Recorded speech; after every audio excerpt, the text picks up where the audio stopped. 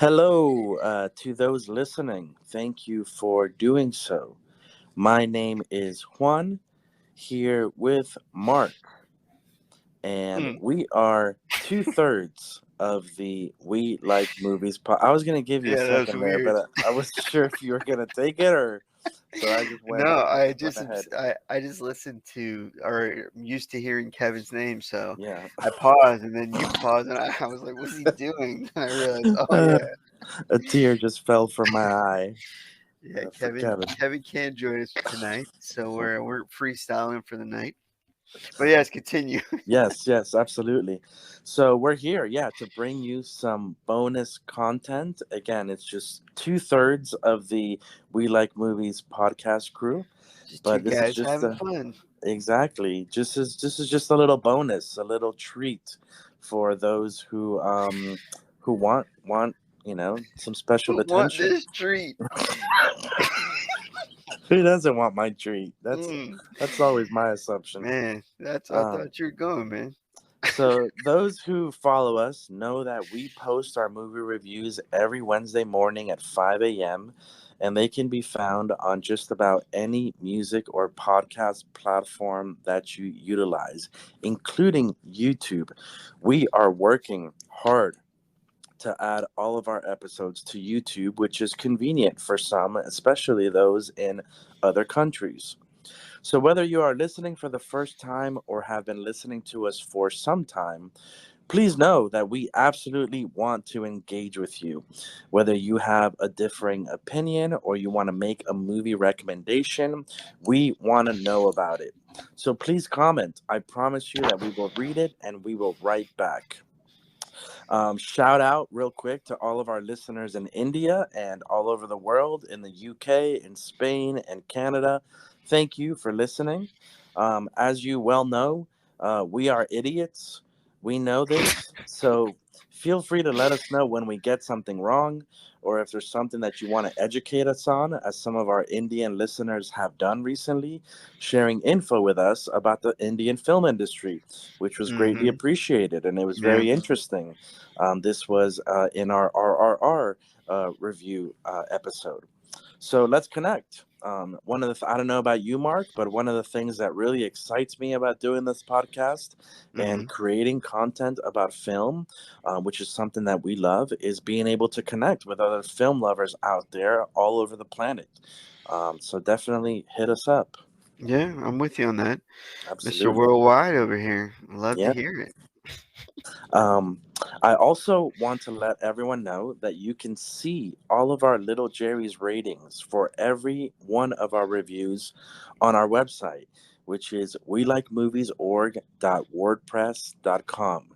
That's a little bit of a mouthful, and but it's I would expect nothing less from you, Papa. hey, it's a free domain, and it's we like movies org.wordpress.com. And we'll also be adding additional content in the form of essays and extra thoughts about some of the films that we review.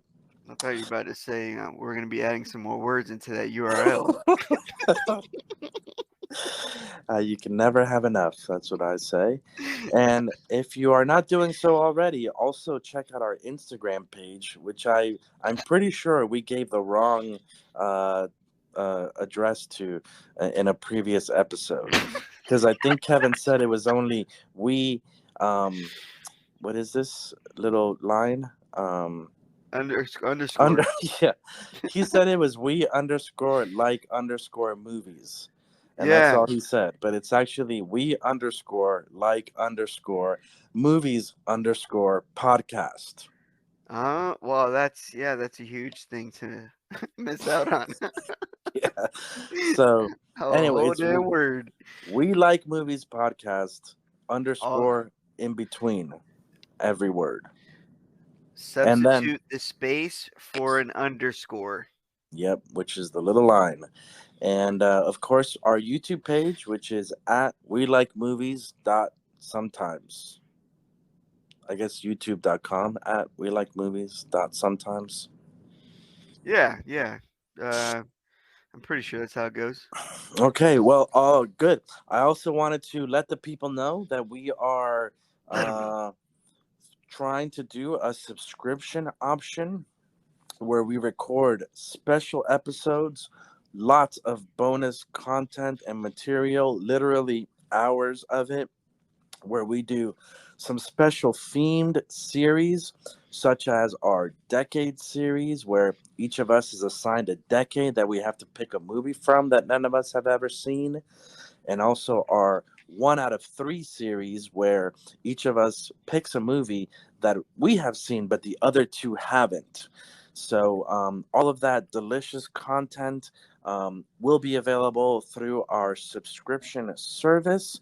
And I'm just curious to know, if you would pay for a subscription to our podcast for that additional content, how much would you be willing to pay?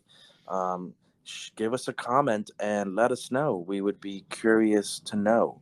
The content will be of the high quality that you're used to from our if you've been listening to our podcast. So All right. um, and then lastly, I wanted to share a quick note about the movies that we review here at We Mm-hmm. Love Movies podcast. We do love movies, we genuinely do, and we also love each other. We really are best friends. Mark, Kevin, and I have been best friends for almost 25 years, if you can Wow. believe it. And we've been best friends with you for something like over 16 years. Yeah, Um, somewhere around there, right? we are old. Um, but the podcast has given us an outlet to explore our passion.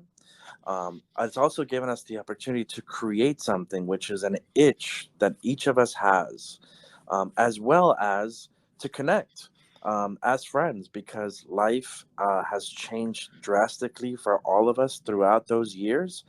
And we have less time to be together and to hang out and to enjoy each other's company. But the podcast has given us an opportunity to do that. So And we also started. to spend some time away from the wife.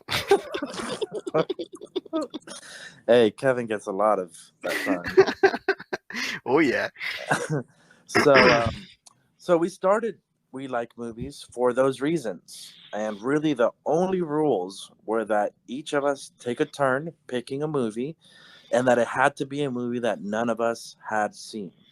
But that's pretty much it. And it's been a fun journey where we've discovered movies that we would never have seen or heard of otherwise. But still, sometimes people tell us that our choices are too obscure or not mainstream or popular or relevant enough. And Hmm. I can't deny that, and I don't blame them for that. But all I can say is that these are the movies that we are genuinely interested in or curious about. So, in as much as the podcast is about movies, but really it's about our friendship, the movies we pick are also a peek into who we are and what we're interested in and the lenses and filters that each of us have, and our personality and our experiences and our perspectives that inform our opinions and our worldview, as well as our creative palette. But still, the rules are the rules, and if anyone is interested in a relevant popular movie, then they are free to pick it, and we will talk about it and rate it, and our audience can actually influence that by making suggestions. That actually helps us to give the people what they want. Yeah, I actually would like to get some suggestions because I do think that's an interesting take because that's also going to give them a reason to want to converse with us because Yeah. we're watching something that they, were involved in. Yeah, because if they've heard any of our episodes, then they know that there's going to be things said that they don't agree with us Hmm. about, and that'll definitely spark some engagement. But and again, after our the comments on our episode of RRR on YouTube, there were some recommendations there that if no one else does, I plan to select those here in I in the near future. I actually added that one, Baku or something like that. I Yeah, forgot what the one with the detective. I was like, yeah, oh, that looks very yep, interesting. yeah, So I added that. So yeah. we'll see who picks it first. Yeah, and one of the reasons that we did try to steer away from new movies at the beginning was because we knew that we're going to talk about everything, every aspect, and so we knew that we were going to give away spoilers, but we do offer a disclaimer, and we've never denied anyone wanting to do a newer movie if they choose to do so. But I do love the idea of someone checking out the movies that we talk about, just like we do, even if they've never heard of them, and maybe finding something that they really love and enjoy. Yeah, Uh, also gives them a way to hear about the movie to see if they would even like it. Because I'd rather hear people talk about the movie and not hear it's trash. I might still go watch it, but now I'm walking into it knowing what I'm about to see. But if I mhm, don't know anything about it and it ends up sucking like zeros and ones, then it's like, yeah, this was terrible. I hate myself. You feel yeah, dirty. yeah, that's true. Okay, I've said everything I wanted to say at the start. So, with all of that out of the way, in this bonus episode, again, as Mark alluded to, Kevin is unable to join us, and I wanted to record something. I just there was a big lack. A big void in my life because we haven't been able, even though we have this reserve, so we're able to continue to publish new episodes. We actually haven't been able to meet a couple weeks, so there was a Mm, dryness in my life that I needed yeah. to take care of. So I'm glad that Mark was able to join me for it. We miss Kevin and are looking forward to reuniting. It's a 2 day. And Um, we're sitting here with doing this without him. Hey, he Happy had the birthday, big option. fella. If it was my birthday, that would be top of my list. Would be to record an episode I mean, for the those girls, podcast. they never go to sleep, bro. So he's gonna be busy all night. I know, and how selfish they are to hog him all to themselves. They're probably watching something. They're probably watching Barry Lyndon again. uh, if only. Um, so anyway, on this episode, where I just figured I would talk about some of the recent movies that I've seen. Believe it or not, Mark, I don't just watch movies for the podcast. I watch them just for fun sometimes, and even though I won't be doing, or you and I won't be doing full reviews of these Hmm. films, and we won't be doing ratings of them, I'll be sharing some highlights and lowlights and kind of just sharing my cinematic journey. And Mark, I also revisited a movie that we reviewed, and I will share if my opinion changed the second time around. Delightful. Well, so let me ask you, why don't these movies, why don't they make your list of movies for the podcast? Oh, you'll see. Like you've seen these movies already. Ah, okay, okay. So Like it may be movies I've seen, but you haven't. right, or Kevin definitely has Got you. Okay. as well. So Yeah, that was for most of them. Was the case, fair enough. um and because and yeah, I am curious because we say, like, on the podcast we say a lot like, oh, I'm gonna watch this again at some point. Hmm. um so I actually did that, and I don't know if you guys have done that. I know you watch the movies a few times before we review them, but have you gone back after the fact and watched some of the movies afterward, after Uh, we've reviewed them? Definitely Top Gun. Oh, okay. Um, Let me see. Let me see. I'm scrolling through now. Hmm. I am not seeing anything else. Yeah, no. I think that's about it. Top Gun. Yeah, I mean, there's only so much time in the day. That's always what sets Yeah. me back. Is like Yeah. we're trying to watch the new movies to review, it's hard to go back and watch ones we've already done, when you only have so much time. But Yeah, and with that limited time, I'm always like, oh, let me just, make sure I'm using it wisely. yeah, right. And for me, it's like I travel for work sometimes, so that gives me the opportunity, like on an airplane, in Yeah, a hotel. I'll be like, oh, let me go back and watch that. So that's how that came about. All right, first movie. You gotcha. ready? Yeah. I already mentioned this to you, but the first movie that I want to mention is a movie called Jean Dielman, 23 Commerce Quay, 1080 Brussels. That is the title of the film that you've never heard of. It is a 1975 drama that clocks in at 3 hours and 21 minutes, and Mm, it is directed by Chantal Akerman. that's Um, hefty. yeah, yeah. So this movie started to make some noise last year after it was voted by Sight and Sound, which is a magazine from the British Film Institute, very sort of revered a publication. Sounds And like it's highbrow. exactly.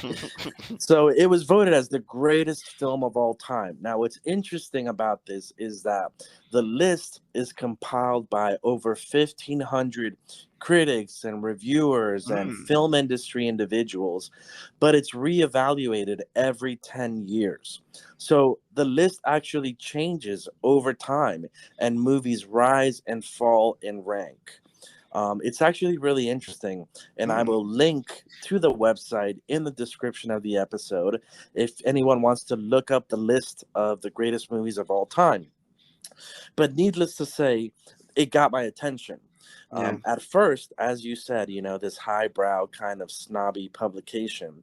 At first, I snubbed my nose at the idea of, again, a publication like this trying to be, obscure or quirky or, snobby or whatever by Yeah. sneering at films like The Godfather Part 2 or Casablanca or Citizen Kane, which are Yeah. all great movies and deserving of their place on such a list, especially for a movie that most of us, a French movie that most of us have never heard of. Yeah. So I made a mental note, but I still didn't really consider watching it, especially because it requires 3.5 hours to sit through. But then one day, lo and behold, it appeared on HBO Max, and Oh, really? yeah, it's still there, I want to say. Ooh, So it I might have to became watch it then. too enticing to pass up. Mm-hmm. And one evening, I just went for it. And I got to tell you this, Mark. I got to tell you, this might just be the greatest movie of all time. Um, because this was weeks ago, and I'm still thinking about it. Now, when I describe it to you, it's not going to sound like the greatest movie of all time. And it's going to be difficult to Yeah, explain. I think you did mention. I was just like, oh, Yeah. yeah, okay. But I will attempt it because it's worth it. And this is the only one that I'll really go into detail about. Okay. But the movie follows a woman, right? Her name is Jeanne Dielman, and it follows her over 3 consecutive days in her life. The movie is extremely slow. It's filled with long, still shots as she goes about her daily routine each day. Now, she is an attractive widow who lives with her son, who is in either college or like the last year of high school. There's very little dialogue. Every day she does almost the same things. She wakes up, she makes coffee, she polishes her son's shoes, she makes the bed, she bathes, she tidies up the apartment, she peels potatoes, she runs out to buy a few ingredients or to pay a bill, she babysits a baby for about half an hour, and so on and so on. Oh, and she entertains a different gentleman visitor each day who shares her bed with minimal conversation, who promptly pays for her services and Mm. exits unceremoniously with a handshake. Then Polite. her son arrives from school, they eat dinner, they have minimal conversation, they read and listen to music before calling it a night, they unfold his sofa bed, she turns the heater on, and it's lights out. But then, Mark, But then this very meticulously calculated and put together woman starts to subtly unravel in teeny tiny ways, and things happen.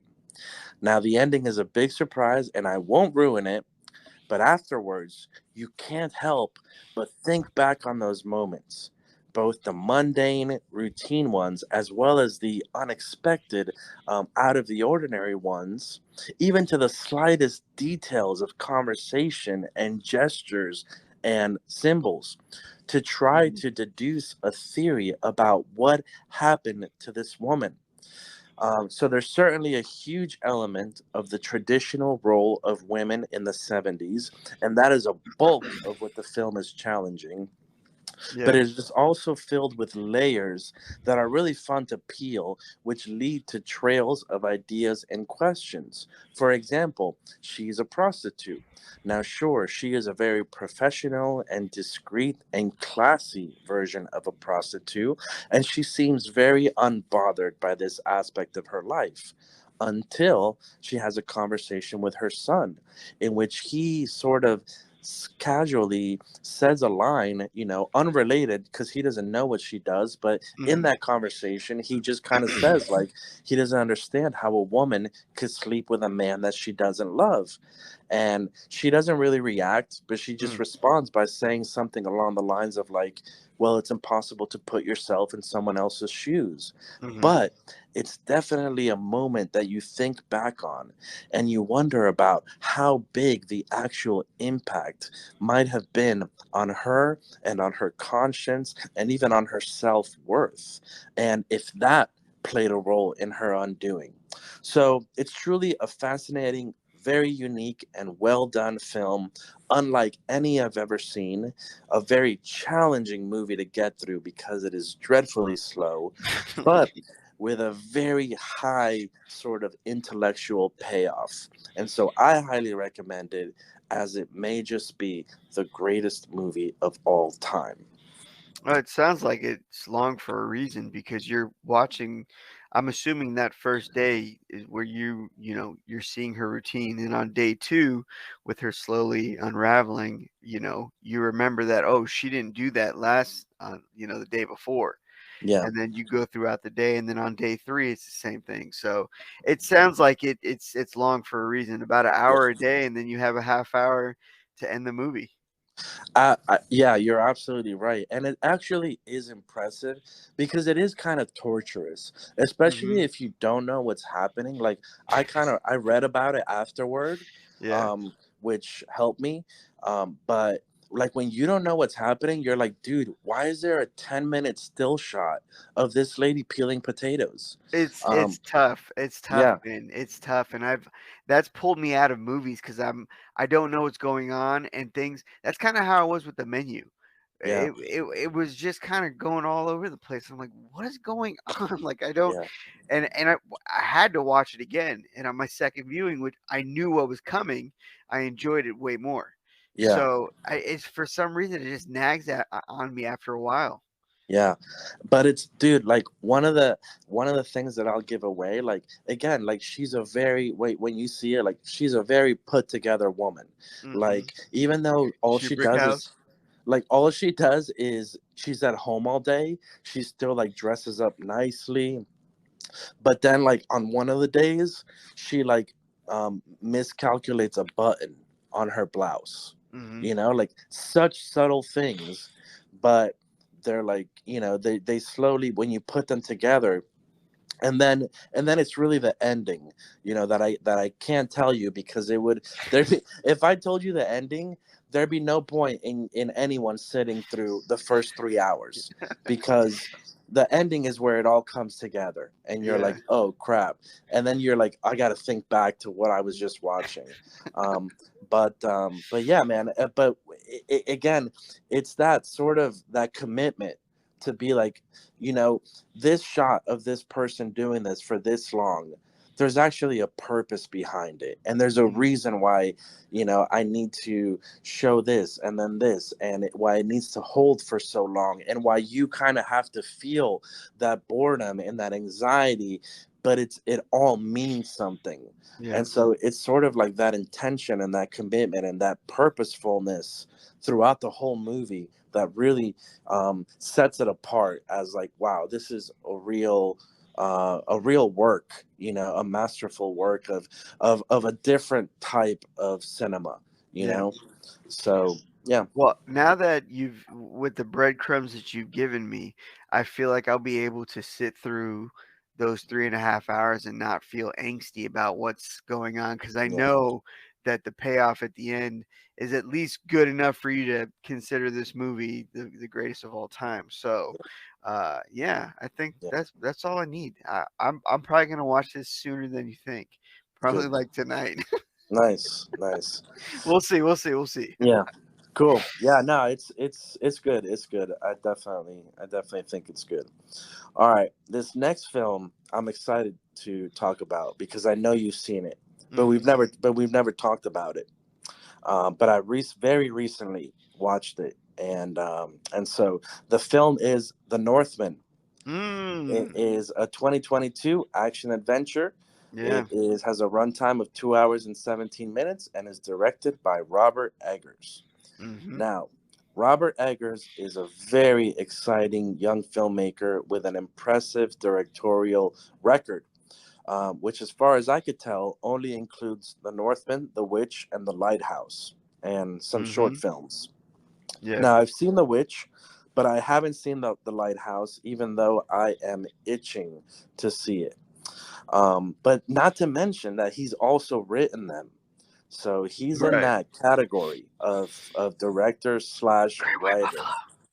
which, yeah, it's so impressive. But anyway, The Northman is a movie that I remember. I saw the trailer. I was obviously really impressed by the potential that it had. I was very curious about it. But I don't know. For some reason, I guess I wasn't curious enough to run out and see it right away. And then, of course, it did start to generate some buzz. And then some people that I knew went out to see it, including you, Mark. Yeah. And I but couldn't still, wait. I hadn't seen it, but it is now on Amazon Prime. And on one of my recent flights across the country, I got a chance to see it. And Mark, I will tell you, I was not disappointed. It is a fascinating story. It's different than what I expected it to be, Yeah. which was a pleasant surprise. I really enjoyed it for what it was. Again, it's a rich story. It delves deep into Norse mythology.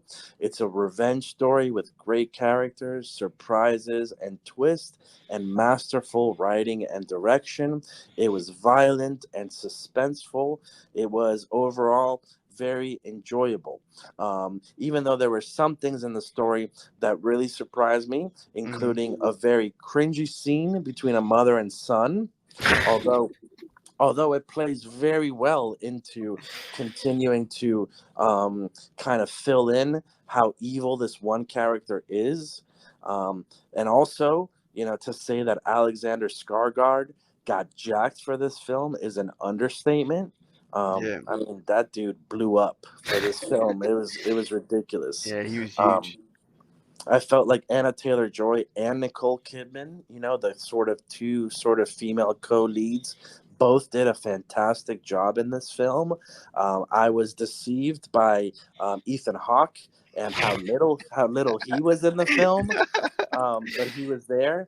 And dude, Willem Dafoe keeps popping up in movies that I watch, and it's given me such a reminder of just the appreciation that I have for him and what an Yeah. incredible talent he is. He just kills it in every single role, and I don't think he gets enough attention.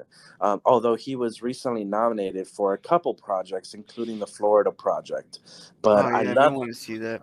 yeah, but I love his film choices, and somehow he always leaves me both satisfied and wanting more.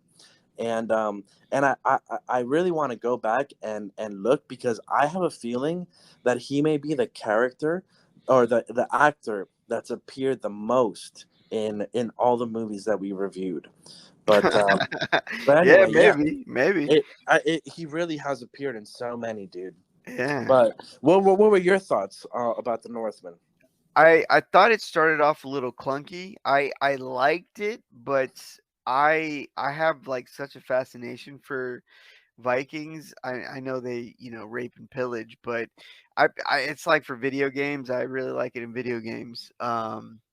So I don't know. It was okay, but then Hmm.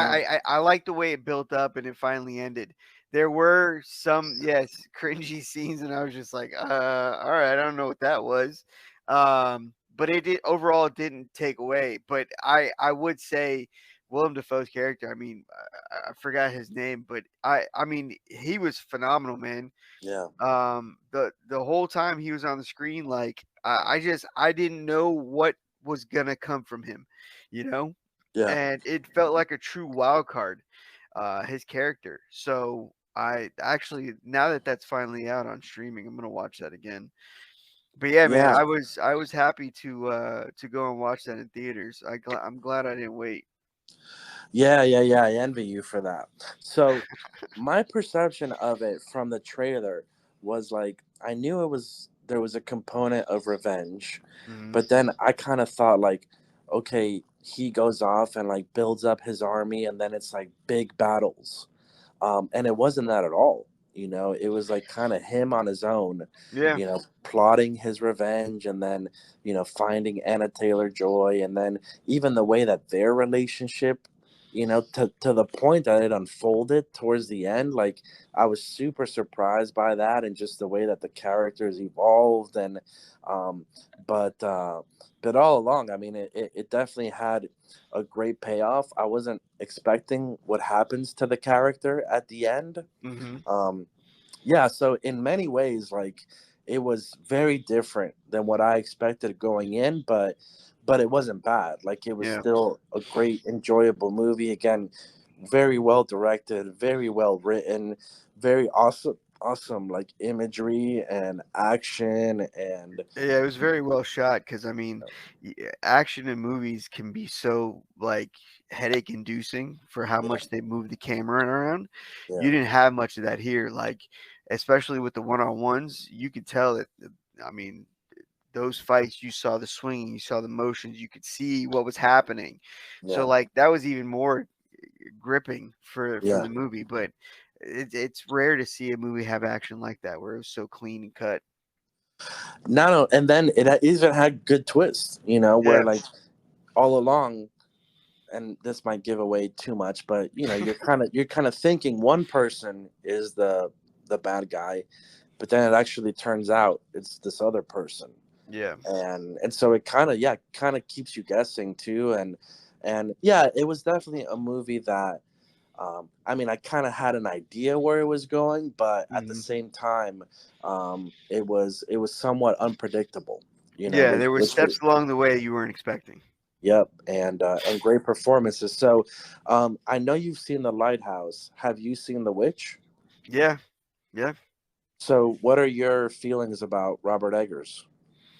I mean, the lighthouse was so crazy. I remember Krista walking in a couple times, and finally she asked me, like, "What the hell are you watching?" Every time I see that, like, those guys are going crazy. Like, that's mental illness. And I was like, I started laughing. I said, "Well, I mean, that's kind of the point of the movie." But more phenomenal acting. You have those two on screen the whole time, so the buildup is just so crazy, and by the time it ends, you were just like, that was awesome. It was Yeah, just so crazy. yeah, I won't say anything about it because yeah, there's a lot that happens. But yeah, another well shot movie. You feel the characters. You care about what they're doing, why they're doing what they're doing. It's one that really kind of sinks itself into you, and mm, you either love it or hate it. Like seriously, I think if mm, Chris had sat down and watched from beginning to end, she'd be like, "This is the dumbest thing I've ever seen." mhm, But and that's just, I feel like that's, you got to take yourself out of that. What you're watching, well, why is it happening? Well, I mhm, mean, just think about it. You got guys that have been here for some odd days. It's been a long time, and now they're stuck. They're stormed in, and they're just going crazy, and yeah, that's it. yeah. So, but yeah, it was good. Yeah, Good. no, I was just gonna say I'm dying to watch it. Yeah, it's good. It's good. You'll really enjoy it. But yeah, I'm gonna have to watch Northman again because that was really good. Um, I really did enjoy it Yeah, overall. yeah, Probably and I would it's give it like four little Jerry's. and it's I mean it is let me see, what did I say it was 2 hours and 17 minutes, Mm, but you really do feel like you get you get a lot out of those 2 hours and 17 minutes, like yeah, you're not shortchanged. It's a very complete story, and very fulfilling from start to end. It never feels like it's dragging or there's wasted sort of time in there. It's a very complete story at 2 hours and 17 minutes. yeah, um yeah. Also about Robert Eggers, man, he really likes those gray tones. I yeah, mean, The Lighthouse is in black and white, yeah, but the other two, they're in color, but they're just gray. yeah. Yeah, I So, feel like they told him he couldn't do black and white because that's what he wanted to do. budget cuts, buddy. I'll No color. I'll get my way. Yeah, but he's exciting, man. I've liked it, enjoyed his movies enough to be Yeah, like, hey, I'm there for the next one. yeah, for sure. So. All right. I'm curious if you've seen either of these next films. I'm doing them in combination because they are part of a series, but they are The Chronicles of Narnia, Prince Caspian, and The Voyage of the Dawn Treader. That is the only one I have not seen. The Dawn Treader? Yeah, Okay. You saw Prince Caspian? yeah. Yeah, same. I had seen like Lion, the Witch, and the Wardrobe. I've seen it a bunch of times. Mm-hmm. Prince Caspian, I had seen once, and I think I fell asleep in the middle. Um, Same. but yeah, and then never. We might have seen it together. And Probably. yeah, and then I never saw it again. And then Voyage of the Same. I yeah think that's okay. So that's it because I've never had interest in going back to it. yeah, I heard um, it's pretty terrible. and then Voyage of the Dawn Treader. Like yeah, I mean I hardly even noticed when that movie released. Doug, I was just gonna say that movie literally popped up out of nowhere. Yeah, Like I saw a trailer on TV, a quick like 15-second snippet, and it was like now in theaters. I said, "What the hell? Where? yeah, How's that in theaters?" I know. So that yeah, I don't know where that came from, but I think Prince Caspian just like kind of ruined it for us. So Well, have you seen those? You watched them? yeah, I watched them. So there's an Mm, explanation for why Voyage of the Dawn Treader didn't make a lot of noise. mm. But yeah, the reason I watched them was because I've recently been reading the books. Oh, okay. So I Well, you read. got a lot of time on your hands, man. Reading books, watching movies. Jeez, My life is a rainbow. What can I tell you? man. Um, but I make time for the things that are important. Well, yeah, I don't know. Well, also travel. I've been traveling. Yeah, I I've get been it. I get flying it. across the country. You're sitting in But your room reading. I feel you. I feel you. I do try to read. But anyway, yeah. So I started with The Lion, the Witch, and the Wardrobe. I read Prince Caspian. I read Voyage of the Dawn Treader. Now I'm on to the next one, which is Silverchair. But especially after reading Prince Caspian, and especially after reading Voyage of the Dawn Treader, which is my favorite of the books so far, Mm. I started looking for the films, and lo and behold, they're on Disney Plus. So I Oh was yeah, like, I knew that. I knew yeah. that. So I was like, oh snap! As soon as I finished it, I was like, I need to watch them, just because after you finish the book and the films have released but you've never seen them, or at least one of them, Yeah. you are so curious to see how they compare, especially Right. when you really liked one of the books. Yeah. So that was my journey to watching them. As I mentioned, Lion, the Witch, and the Wardrobe, I've seen it so many times, and it's the one that is the most, like, the book and the film are the most connected. Like, Yeah. I feel like the film was almost exactly like how the book is. So it was actually pretty boring reading the book because there were no surprises. Like I had already Yeah. seen it so many times. But that wasn't the case with Prince Caspian. So I did have this, like I said, this vague recollection of seeing it when it first released, but not really remembering it, and then not having gone back to see it again. Yeah. This wasn't my favorite of the books, even though the movie was actually, in my opinion, slightly better than the book. Um, Really? yeah, because You of don't the hear that battles. often. Like, Oh, they really like sort of went all out on the battles. gotcha. Which in the book I don't remember there being that much time spent like on the actual battles. So that actually like took it up a notch where they were like more dramatic and more epic. Mm-hmm. So that's why I think the movie's actually better than the book. Nice. Um, but the actual character of Prince Caspian, like in the movies, he kind of annoys me a little bit. So that's a knock on it. And then the Prince Caspian, it starts to. I feel like Lion, the Witch, and the Wardrobe is a very high degree of like cinematic quality, like Mm-hmm. where they were like, look, we gotta like honor this source material. We have to do it really well. Right. Prince Caspian, I don't think it's as well known, so I think it the quality sort of drops off a little bit, not a lot, but somewhat. I think it's not quite as good as Mm-hmm. the quality on the first one. All right. And Peter Dinklage is in it, and Peter Dinklage does a fantastic job. I mean, even then, that guy's just such a good actor, man. Yeah. Like the way like he truly like embodies the characters, and it's everything from like his eyes, his facial expressions. Like he it's like everyone else is playing little league and he's in the major leagues. Yeah. Like that's how vast difference it is between the acting. So it was good to see him in it. And then the third film, the Voyage of the Dawn Treader, Yeah. again, my favorite of the books so far. So I was really excited because in this one, like they set off on this ship to explore the world beyond Narnia. So they come across these islands where there's some crazy stuff. So I Yeah. was like, dude, that's why I was so curious to see the film, because they encounter like creatures, and one island that's like complete darkness, and it's an island where like all of your dreams and nightmares like come to life. So I was like, dude, how are they gonna do that in the film? Not like they did it in the in the book, unfortunately.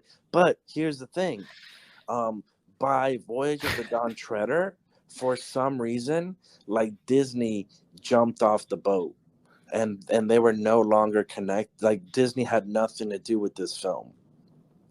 So I think that's also why there was no strong marketing behind it, Mm-hmm. because those Disney dollars weren't there anymore. Yeah. And so not only what is it the reason why we didn't know about it, but it's also why like now at this point I think there's a huge drop off, Yeah. in quality, which is a shame because again, in my opinion, it's the most exciting and the best of the books. It has one of my favorite characters so far, which is a cousin of the original four kids named Eustace, who Uh-huh. actually turns into a dragon, and then Aslan, like kind of transforms him back into a human, and it's a really emotional scene. Like it's really powerful. It wasn't nearly as much in the movie, Yeah. but he's played by Will Poulter. You know who Will Poulter is? That name's very familiar. Yeah, he's playing in the. Shazam? It's not Shazam. I think he's in the Guardians of the Galaxy movie. He plays Adam. Oh, uh oh, I know who you're talking about. Yes, yes, Adam Warlock. Adam Warlock, yeah. Yeah, okay. So yeah, and I mean, he was a little kid in this movie, and dude, he was so good of an actor. I really liked him as that character. Yeah. Um, And Hmm. but But it but wasn't good. yes, So they didn't have the same concept of different islands. yeah, but then so like in the movie, I think for time they like combined certain stories. And like there's a scene where Eustace, the kid who becomes a dragon, like no one knows that he became a dragon, so he's like he has to communicate that to them somehow, but he can't talk or anything. Oh And wow. in the book, it's a really great scene. In the movie, like they took a shortcut. Yeah. Like a Did they really turn it bad. into a joke? They didn't turn it into a joke, but it Mm. was just like a huge it did so it, and then like that one island where it's like, I mean, it's dark, like they couldn't see anything, the whole island is covered in darkness, Yeah. and it's like really terrifying. It dude, it sucked in the movie. Like it was nothing like what it lived up to, and then they added this element where like It was just a in Robert the Eggers movie. yeah, in the book, like they're kind of just exploring, and I mean, they're trying to find something, but for the most part, like part of their mission is just to explore. Hmm. In the movie, they really change that, and so they have like this objective that they're trying to, accomplish. So not only did they change a lot of things, but I don't know. They it wasn't successful, and it didn't have a lot of like the emotional weight, that the book has. Yeah. The ending scene is still, because ultimately they're trying to reach Aslan's home, which is like heaven. Um, and so in the movie, it still is kind of touching at the end, Yeah. what happens, but in the book, it's a lot more powerful. Yeah. No, I So feel you. yeah, what So would you? So I've seen Lion Witch Wardrobe. Would you recommend me watching Prince Caspian? oh dude, you just so the most bizarre thing, almost one of the most bizarre things that I've seen in any film series. Mm-hmm. So, and I need information. I need more answers as to why this happened. I need an explanation. In Prince Caspian, the character of Prince Caspian, he's a tel what is it, a telmarine or something, a species of people, Mm-hmm. but they're like Spaniards, and he has a thick, full blown Spanish accent. In Voyage of the Dawn Treader, it's the same character, only now he's King Caspian, played by the same actor, but now he has a full blown, thick British accent. And dude, it's so bizarre. It's so distracting. It's so annoying. Like how I don't I don't understand how they could have done that. Like why? Yo, that's crazy. Yeah. That's a huge change. Yeah. Like, why would you keep the same act? I could understand if, excuse me, if you got another actor then, because, but to have, it doesn't. I don't. Yeah. Yeah, I know. It was so weird. I And guess I think the it actor, tells you how this started. How this movie was a yeah, dumpster fire from the beginning.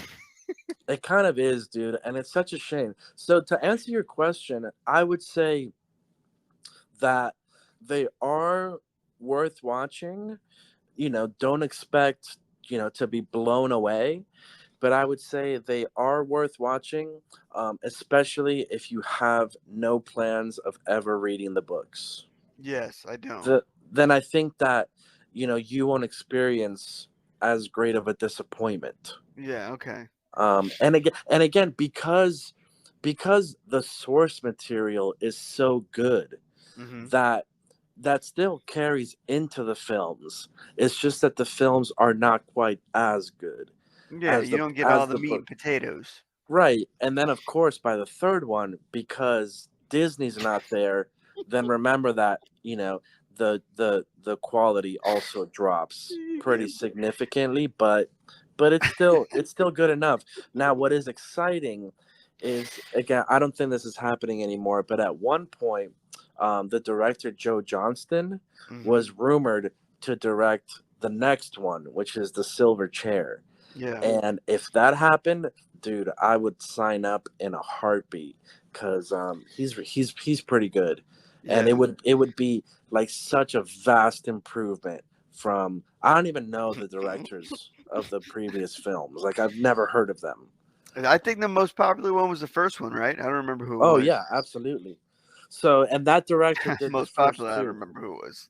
Yeah, he did the first two, but he didn't do the third one. Got you. But what I would like to see, I mean, what, and there's also talks of sort of rebooting it. I think Netflix was interested, and there were rumors that they were going to do films and a series, but it never materialized. I'm getting real tired of this whole rebooting everything, man. Like, are we tired of making original things? Like, we just Yeah, everything's a reboot now. Like, yeah, yeah. anyways, I hear you, but if it was like Peter Jackson directing it or Guillermo del Toro directing Chronicles of Narnia and yeah, doing a series or a reboot, I would be all in. In fact, if Peter Jackson did it, I think it. I was comparing it to, Theo Epstein, who was like he was the general manager of the Boston Red Sox when they won the World Series. all right, Um, and then he was like, all right, I'm going to go to the Chicago Cubs and now try to do the same thing. And he freaking pulled it off. yeah, Like, after having done Lord of the Rings, if Peter Jackson now was like, all right, I'm going to take on Chronicles of Narnia, dude, that would be amazing. Has there been any talk in that at all, or is that just like purely speculated?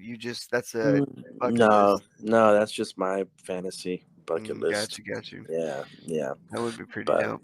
But yeah, I mean, if someone like Netflix was committed and like, yo, we're gonna put money behind this, we're gonna get an awesome, even if it's an up and coming director, but like Yeah, we're gonna get a good director and we're gonna do this the way it should be, then dude, I'd be all in.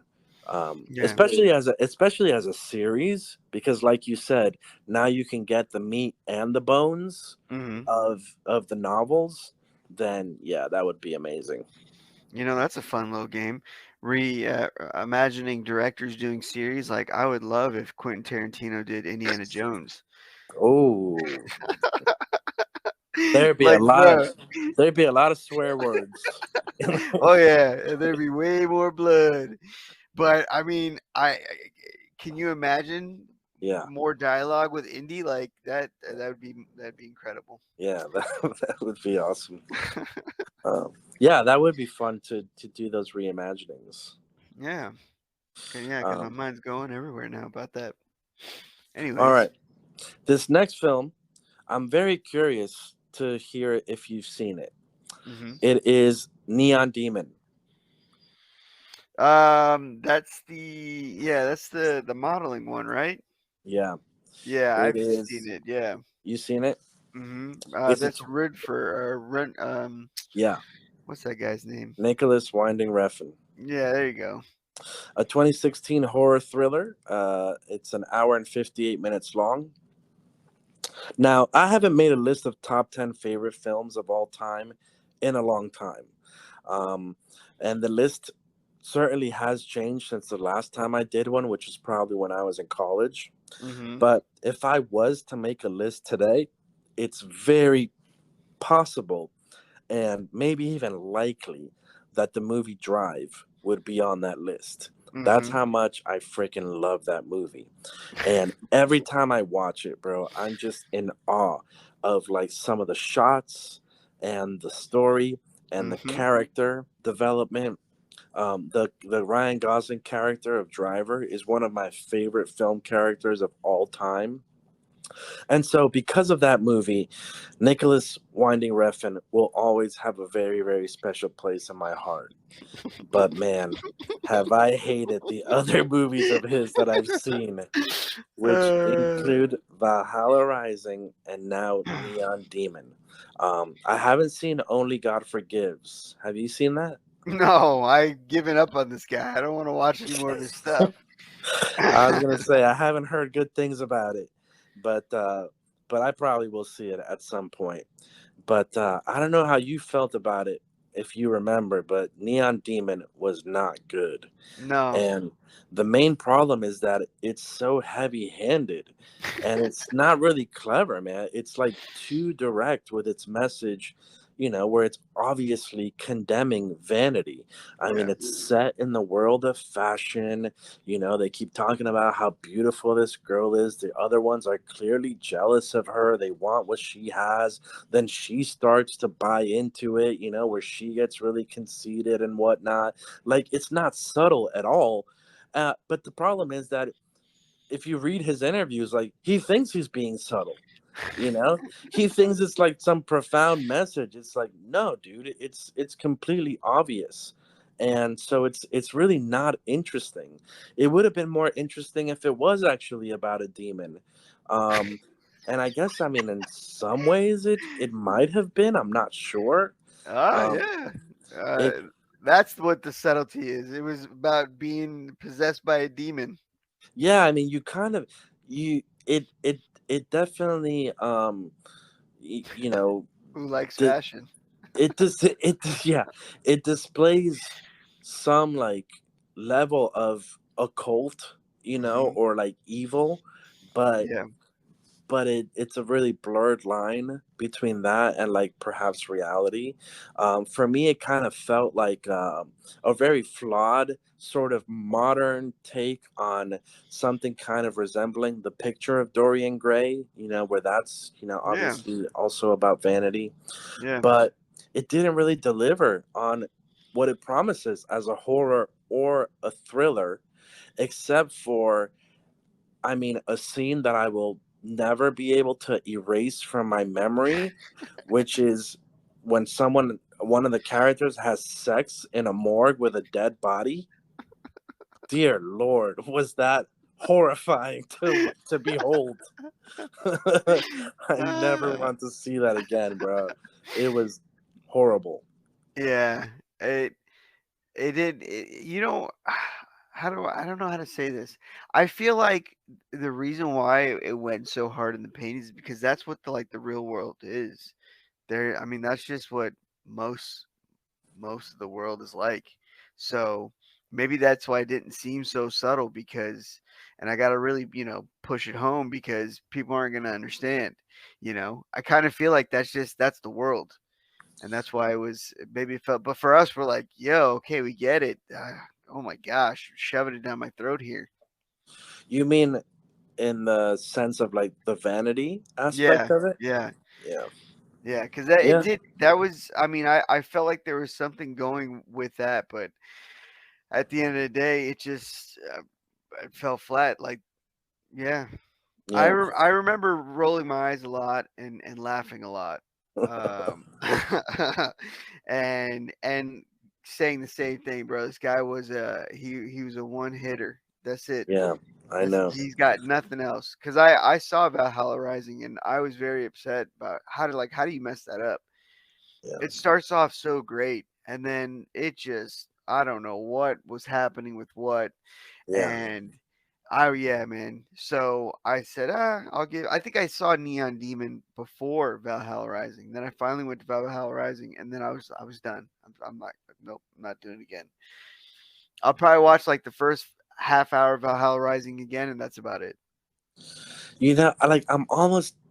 There's a part of me that wants to watch it again Hmm. because it doesn't compute in my mind, like how the same guy directed Drive and then directed these other movies that are like, I mean, they're disjointed.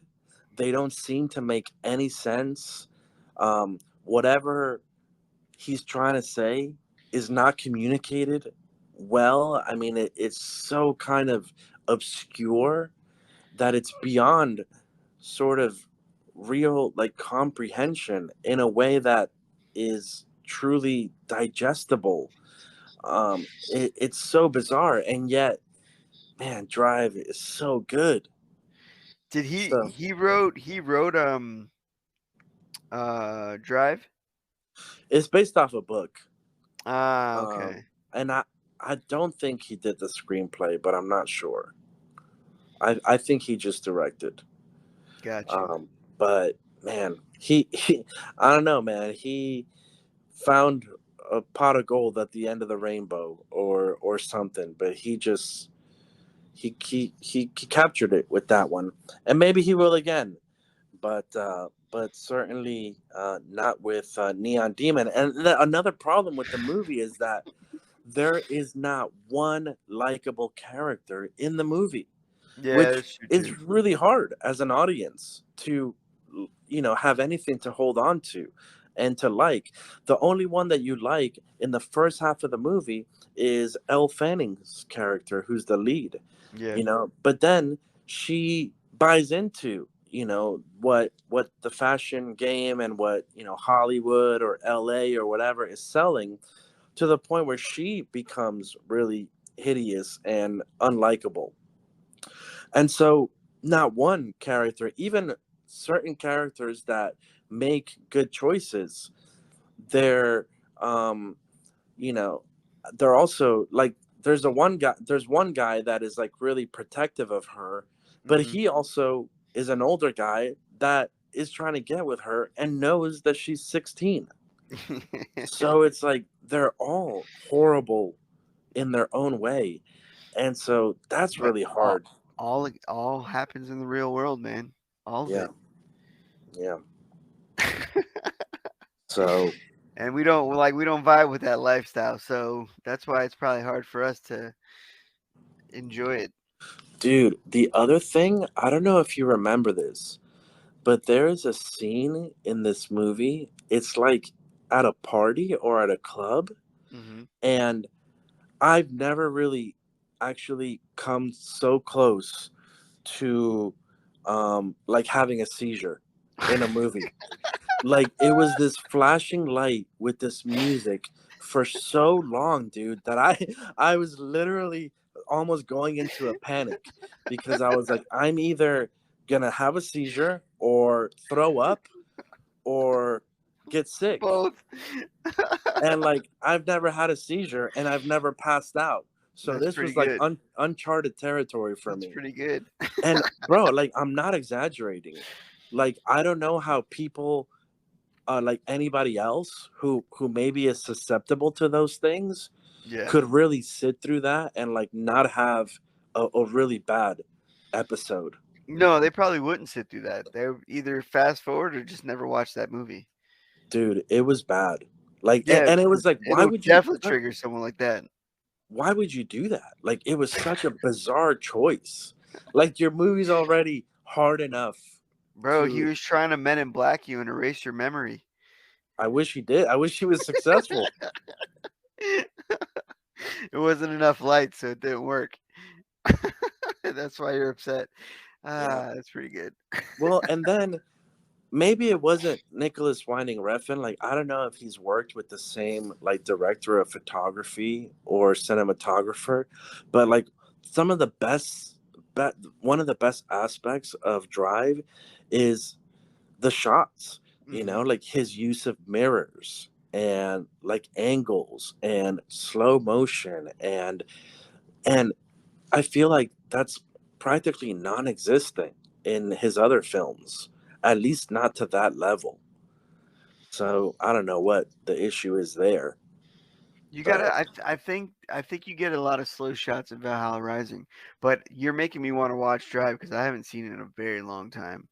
I remember liking it. I know it's a great movie, but I haven't seen it in a long time. dude, the opening scene alone is so brilliant and it's so well done.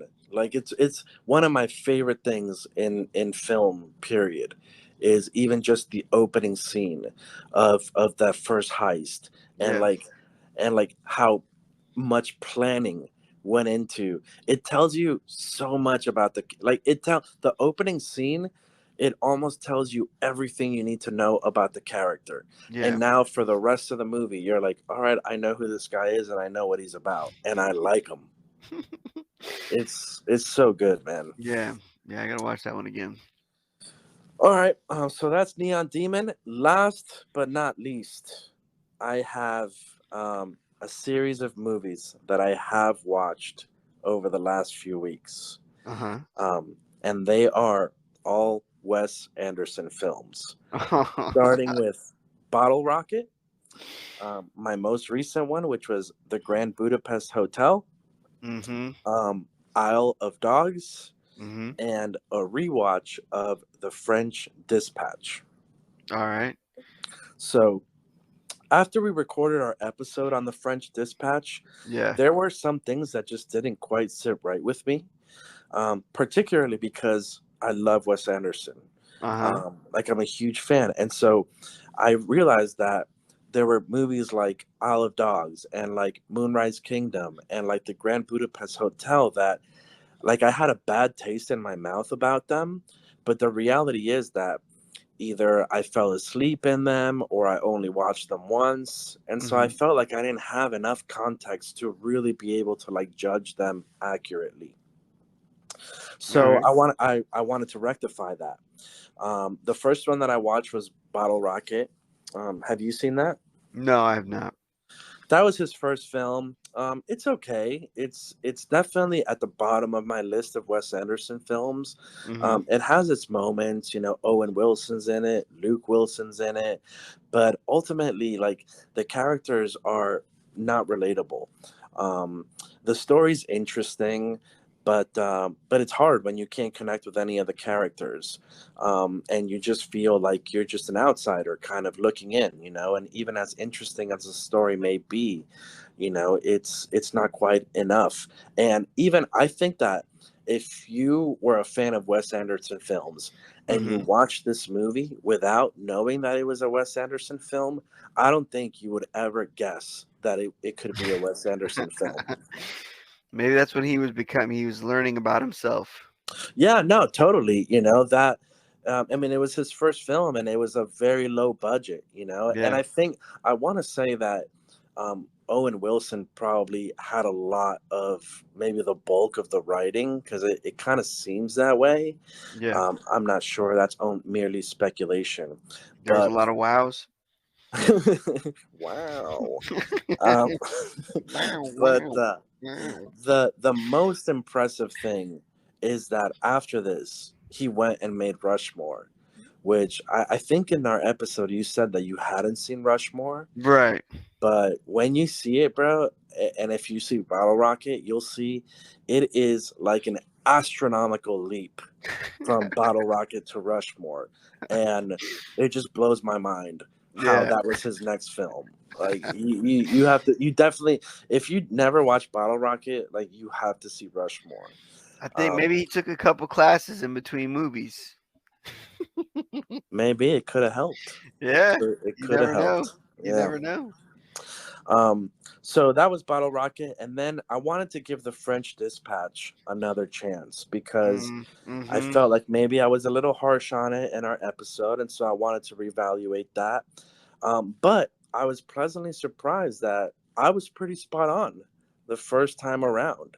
Mm-hmm. Um, Now the second time, I was able to follow it a little bit better, and I did feel like I had a better grasp of the film.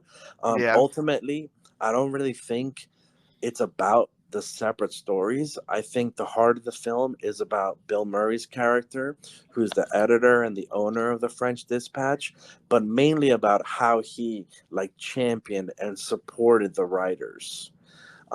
So I kind of picked up on that. Hmm. Um, Okay.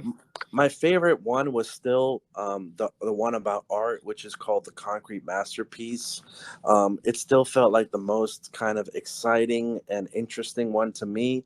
But I did kind of enjoy them all. Like it's definitely very funny, you know. And as I watched all of these, maybe not so much Bottle Rocket, but all the other ones, like I was laughing so much, dude. Like Yeah. they're so funny, but ultimately, like in French Dispatch, like I don't know, the stories are just not that interesting or not that No. good, you Yeah. know.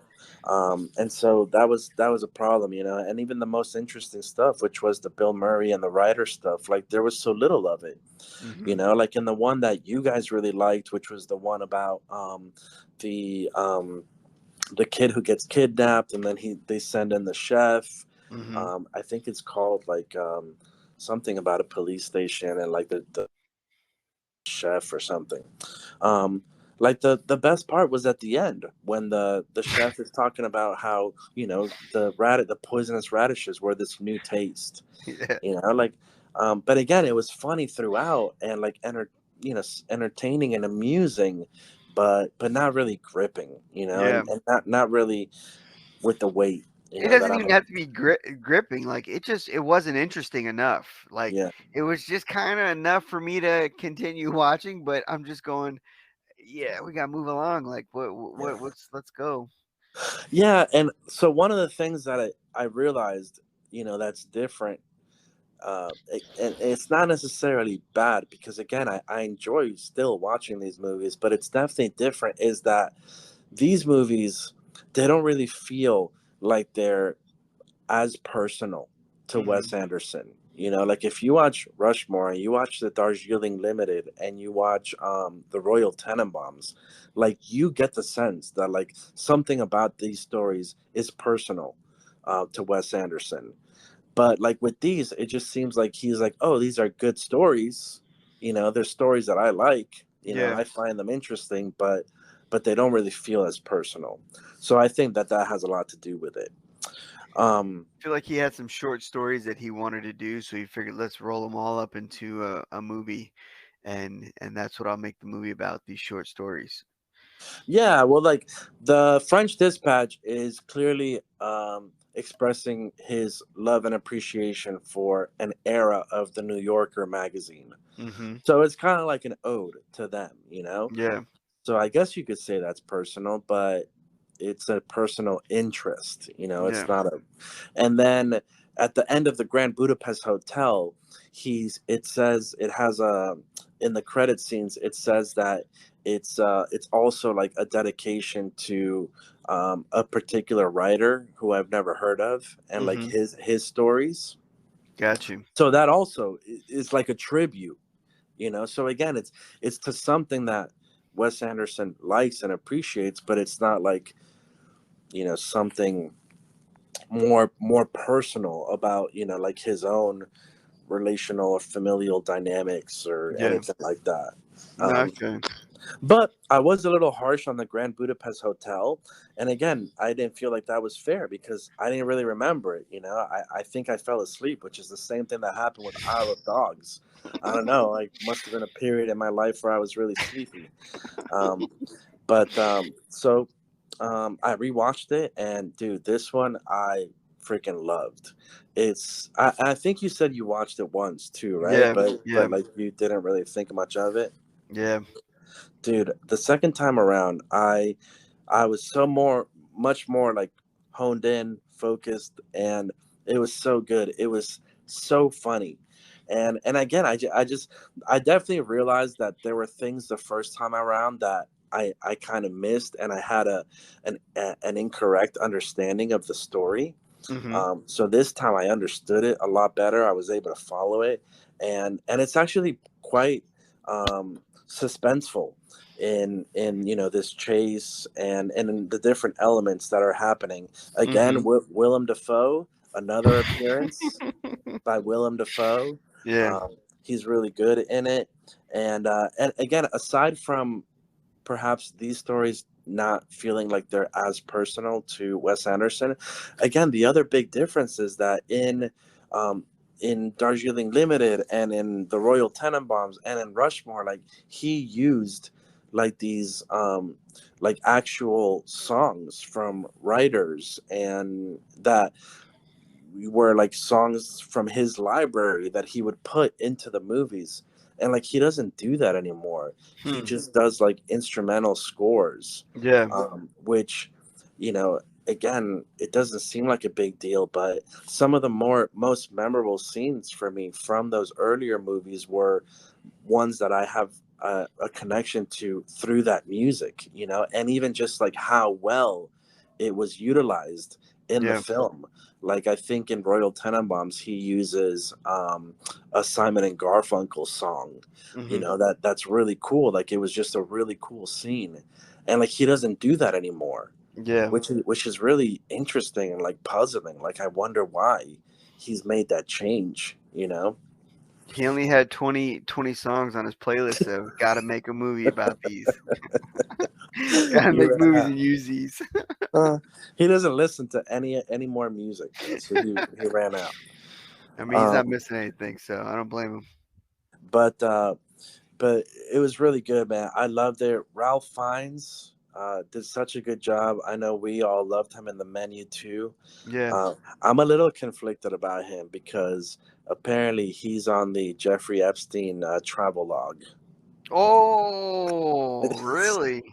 Apparently, that's what I've heard. Oh Um, man. so that's yeah, that's Ralph unfortunate. finds his girls young. That's, that is unfortunate, but it doesn't change the fact that he is a magnificent actor. You know Um, that brings up dang, what's his name? Uh he was in Seven.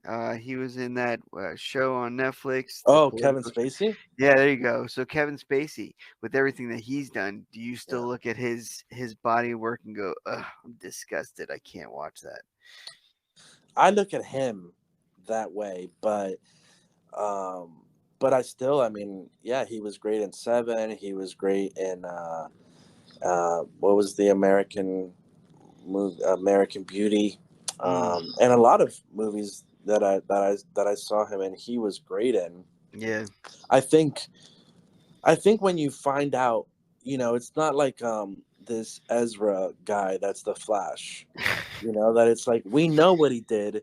Now I'm not gonna go watch the Flash movie. Right.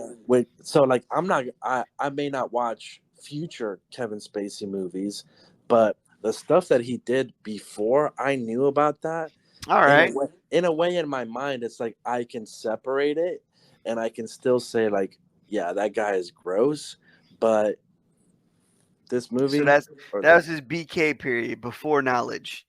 yeah, yeah, Got you. something like that. Yeah, Yeah. yeah, I think having the knowledge of it and Mm-hmm. then choosing to still support that person, that is a little bit more challenging for me.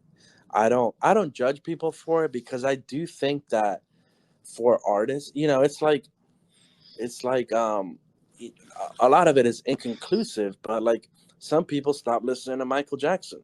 Mm-hmm. you know I don't blame them, but I still listen to Michael Jackson.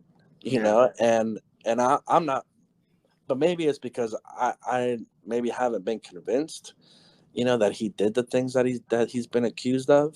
Mm-hmm. But I think there is also something to be said for. I think it's a great debate. It's like, can you separate the art from the artist?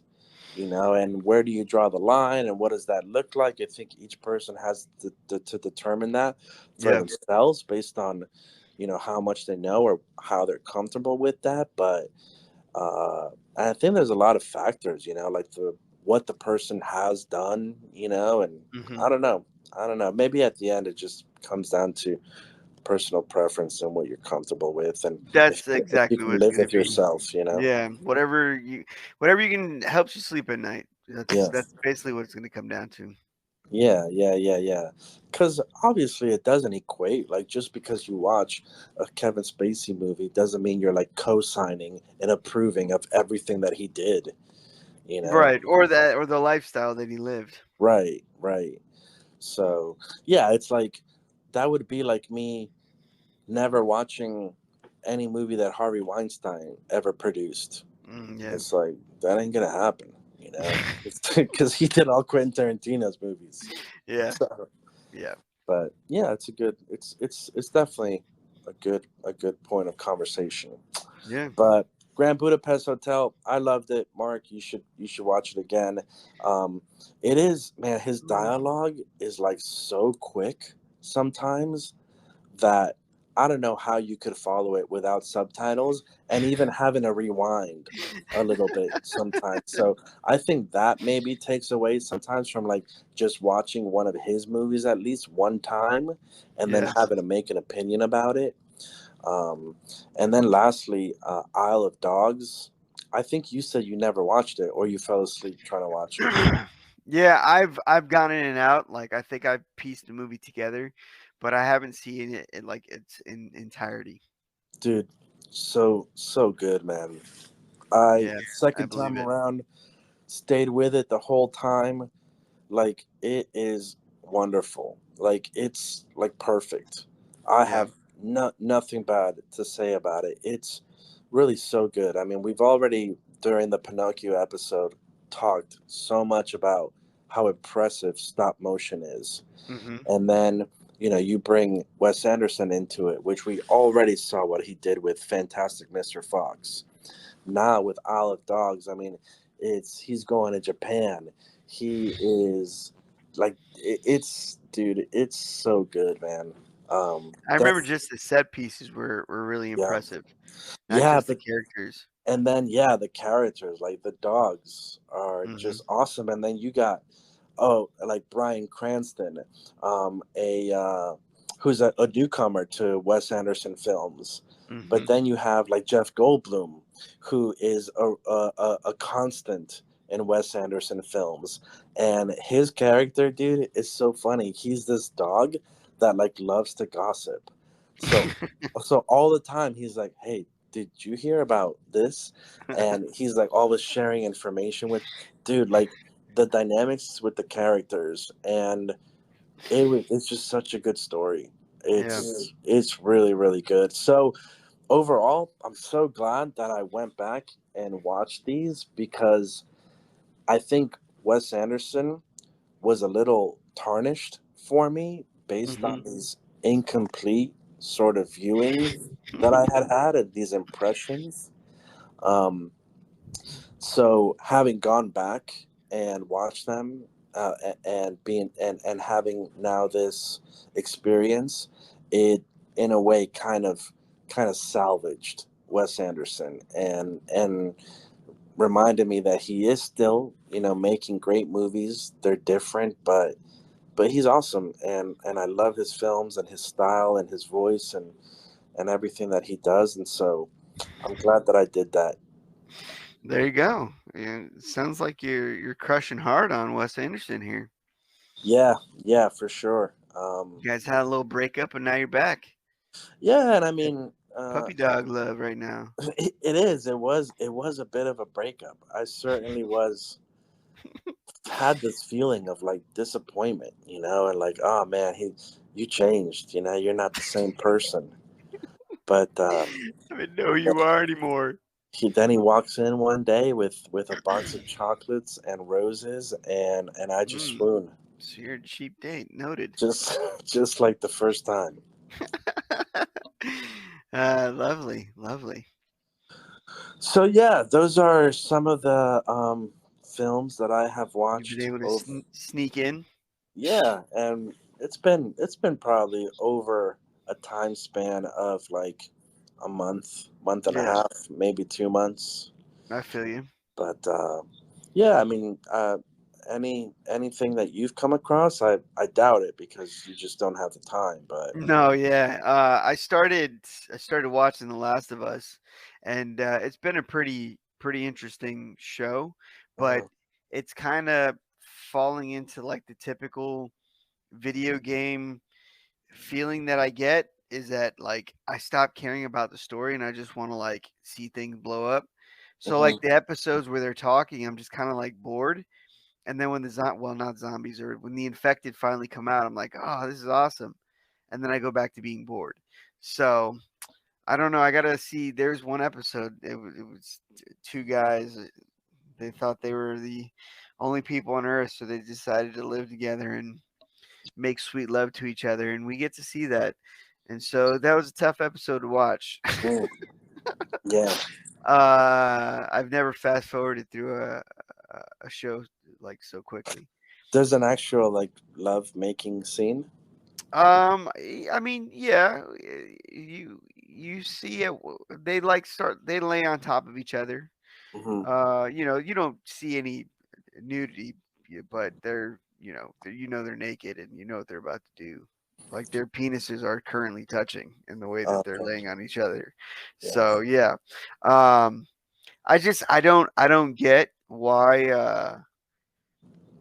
this the homosexuality always has to be thrown in at any point.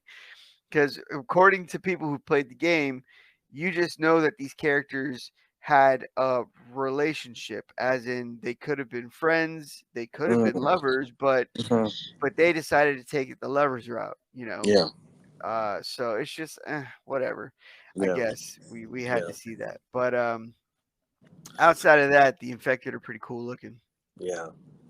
Well, I mean, that's a good. I mean, it's always easier to accept something, no matter what it is, Hmm. when it feels organic, like Yeah, as actually part of the story. But when you can see through it and be like, okay, this is just some agenda or some point that they're kind of forcing into this, it really lacks, believability and charm, and just it just has that kind of forced element to it, yeah. you know. So you're by yourself for 7 years. You think you're the last person on the earth. Next thing you know, one day you wake up, somebody set off one of your alarms, and lo and behold, it's another human man. Are you looking at that person at the end of the night going, man, I'm totally going to have sex with you? Like, no, you're just going to be like, oh, what's up?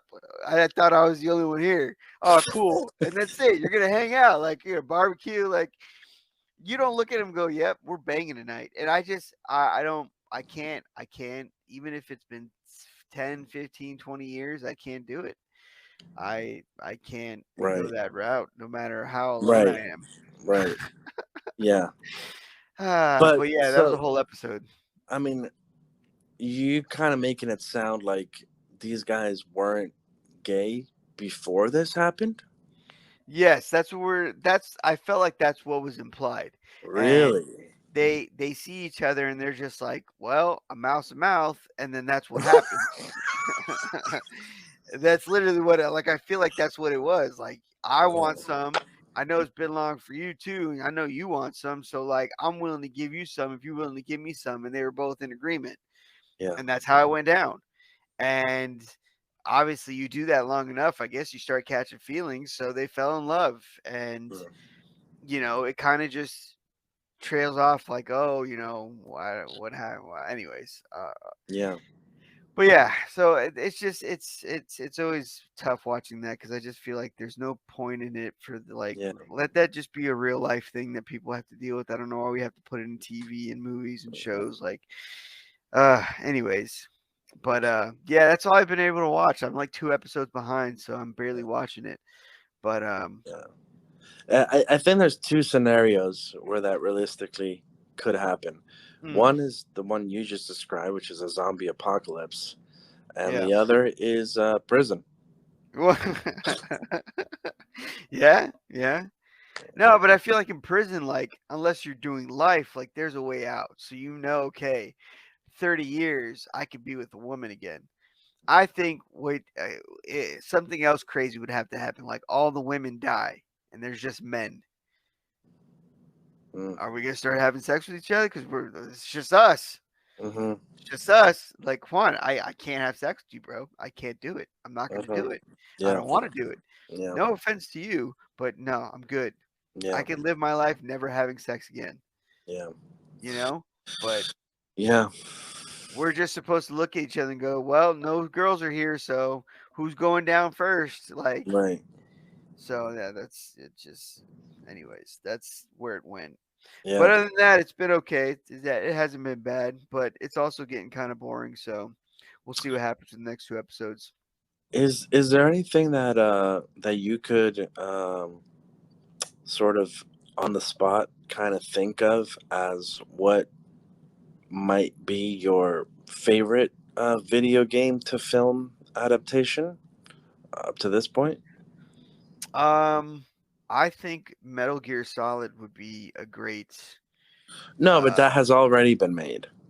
Like one that has already been made. There's oh, like a redo? no, like, is there any that Oh, have anything been that I made like? Oh no, that, no, that you no. have That's liked? no, no, no, no, no, nothing at all. I was interested in this Mario movie that's coming out until they made Um, Chris Pratt, Mario. Um, I think that was just the dumbest decision ever in lifetime of anything, Well, because it sounds like Chris Pratt. So I I just bro, knowing Chris Pratt, I bet he walked in there with armed with an Italian accent, and they shut him down. I mean maybe, but then they should have just got someone with an Italian accent. There's plenty of people out there. Yeah, Bro, he mutters, "Let's go." I'm like, bro, it's let's go. Like, come on, man, let's go. He literally just reads it word for word. Let's go. Oh my god, this is gonna be so bad. Meanwhile, Jack Black sounds amazing as yeah, Bowser. Like everyone else sounds perfect in their spots, but I just you get a white boy to do Mario, like I don't. It yeah, hurts. It hurts my soul. yeah. You know, Um, what about? Did you watch the one with Tom Holland, the one that he did? Uncharted. No, Uncharted, yeah. I Okay, heard it. I heard it was the same thing. Oh, it's just like the video game. Like it's just yeah, nonstop action. And I was just like, eh. I mean, it's video game action though, so it's like loud and obnoxious. So I think I'm yeah, good. But yeah. I heard it wasn't good. I think they're making a second one though. Oh, okay, okay. Yeah, I think they're gonna go through all the games now. Uncharted 2, 3, 4. I think there's four of them. What about Tomb Raider? Did you like Angelina Jolie as Lara Croft? No, I didn't like those movies. Even the new one with like the torture porn, I was good. She was Mm. just like, ah, ah, like just screaming the whole movie. I'm like, oh my god, like, am I supposed to be aroused by this or something? Like, I don't understand why she's screaming so much in pain. Like, anyways, yeah, I didn't like those either. There's not much. Yeah, it sounds like there is, and I mean, I'm trying to think of any others. I know there was Max Payne, which I never saw. But Nah, I'm gonna say that was trash. yeah, there was Hitman. Hitman had a movie as That well. was trash. I watched that. Dude, you know what would? Oh, I know there was Need for Speed. There was a Need for Speed. That was trash. I didn't even watch Um, that. dude, I would watch like a. They should do a Grand Theft Auto one. I mean, those Yeah, video games eh, are already like movies. they are. Yeah, they You are. know, like there's a whole story behind it. But yeah, I like what you said about Metal Gear Solid, man. That would be Yeah, I if think that because that's a really good story, and I feel like you can really expand on that. We could have like a true blue Metal Gear universe, like yeah, the MCU, because there's so many characters, and the stories intertwine with each other. Like, so I feel like there's a missed opportunity there. dude, I hated that game when I tried to play it because I'm too impatient, bro. Yeah, I I'm the was not same. sneaky enough. So Yeah, well, I used to play with Cuz, and he would do the levels, and I would do the bosses. yeah, Because I didn't want to sneak around. He's like, "All right, I'll sneak around. I like doing that." I'm like, "Great," and I would just sit and watch him do it, and then get to the boss, and he hand it to me. It was pretty good. But yeah. yeah, other than that, I haven't been able to watch anything else. A lot of Peppa Pig. That's about it. Okay. Well, uh, um, well, yeah. That is all for this special episode. Again, just talking about some of my recently watched films. Thank you for listening. Please remember to comment and let us know your thoughts, opinions, and views. As always, we like movies, and if you are listening to this, then you probably do too. Or you like us, which we appreciate just as much. I'll take it So too. thank you for listening. Happy watching and wishing you the best of nights. Love you.